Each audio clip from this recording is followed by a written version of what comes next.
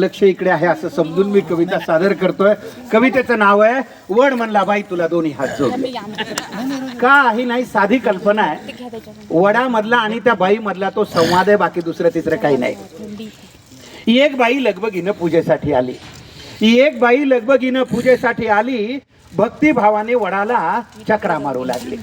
भक्तिभावाने वडाला चक्रा मारू लागली.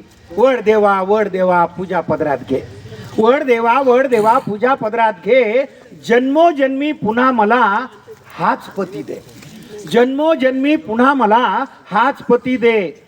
आश्चर्याने वडाने विचारलं, हाच पती पाहिजे? आश्चर्याने वडाने विचारलं, हाच पती पाहिजे? काही म्हण बाई तुला खरंच मानलं पाहिजे. काही म्हण बाई तुला खरंच मानलं पाहिजे. त्याच्यावरती बाई काय म्हणाली, काय करणार वड दादा, खूप विचार केला. काय करणार वड दादा, खूप विचार केला.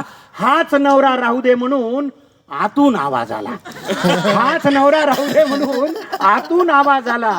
त्याच्यावर तो वड म्हणायला, एवढे दुर्गुण असून सुद्धा याचीच निवड केली. एवढे दुर्गुण असून सुद्धा याचीच निवड केली. म्हणून माय मला तुझी फारच दया आली. म्हणून माय मला तुझी फारच दया आली.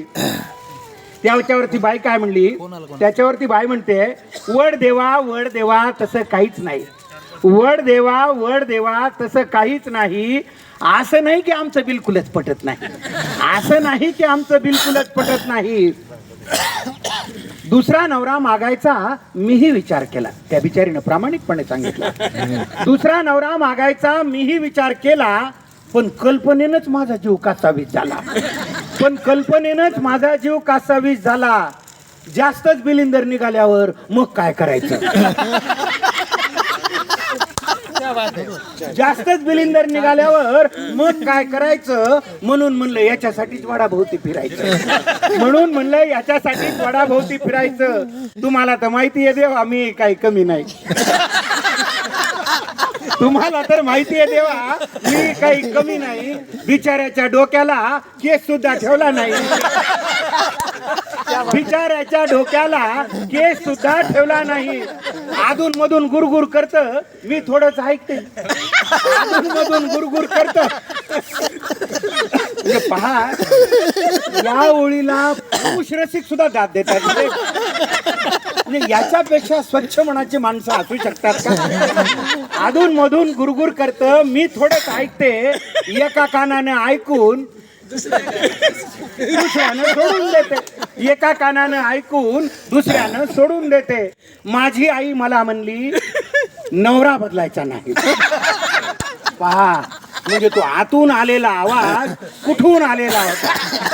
आजकाल हा आवाज फार झाला. माझी आई मला म्हणली, नवरा बदलायचा नाही. एवढा बावळट माणूस तुला कुठेच मिळायचा नाही. माझी आई मला म्हणली, एवढा बदलायचा नाही, नवरा बदलायचा नाही. एवढा बावळट माणूस तुला कुठंच मिळायचा नाही. तुम्हीच सांगा वड देवा, आईचं मन मोडू का? तुम्हीच सांगा वड देवा, आईचं मन मोडू का? नशिबाने मिळालेलं चांगलं माणूस सोडू का? नशिबाने मिळालेलं चांगलं माणूस सोडू का? वयोवृद्ध झाडाने पण गडगडाटी हास्य केले. वयोवृद्ध झाडाने पण गडगडाटी हास्य केले. वड म्हणला बाई तुला दोन्ही हात जोडले. वड म्हणला बाई तुला दोन्ही हात जोडले. शेवटच्या 4 ओळीकडे आपण विशेष लक्ष द्यावं आणि त्याला आशीर्वाद द्यावेत. त्या 4 ओळीला कविता लिहिली कशासाठी? शेवटी वड काय म्हणतोय, न विसरता दरवर्षी पूजेसाठी येत जा. न विसरता दरवर्षी पूजेसाठी येत जा. झाडांसाठी आयुष्यातला थोडा वेळ देत जा. झाडांसाठी आयुष्यातला थोडा वेळ देत जा. धन्यवाद.